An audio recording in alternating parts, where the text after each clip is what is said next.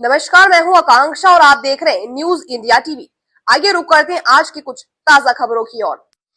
उत्तर प्रदेश के आगरा में बड़ा हादसा हो गया। आगरा के कागा रोड के सोनीगा गांव के पास वायुसेना का विमान क्रैश हो गया। विमान खाली खेतों में गिरा। जमीन पर गिरते ही विमान में भयंकर आग लग गई। विमान में 2 पायलट मौजूद थे। गनीमत रही कि हादसे में जान माल का नुकसान नहीं हुआ। सोमवार शाम करीब 5 बजे के आसपास हुआ। यूपी के अधिकारी एएसपी देवेश सिंह ने बताया कि पायलट को जिला अस्पताल में भर्ती किया गया। कागारोल के एसएचओ ने बताया कि विमान के जमीन पर गिरती आग लगी, जिसे बुझाने के प्रयास किए गए। गांव में एयरफोर्स का फाइटर प्लेन मिग-29 क्रैश होने और आग लगने की सूचना पर पुलिस, सेना और एयरफोर्स के अधिकारी पहुंच गए। फायर ब्रिगेड कर्मचारी धधकते फाइटर प्लेन की आग पर काबू पाया। इसके बाद सेना और एयरफोर्स ने मोर्चा संभाल लिया। फाइटर प्लेन के आसपास बैरिकेडिंग लगा दी गई। वहीं जानकारी मिलते ही आसपास के गांवों के लोग मौके पर पहुंच गए।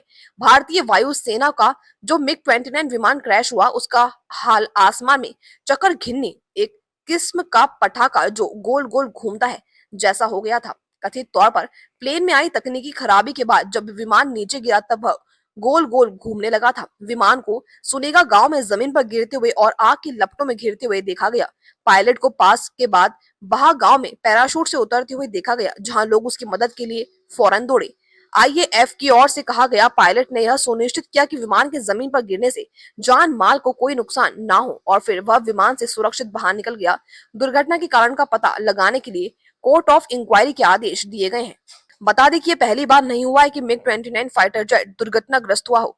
2 सितंबर को राजस्थान के बाड़मेर में एक मिग-29 लड़ाकू विमान तकनीकी खराबी के कारण दुर्घटनाग्रस्त हो गया था।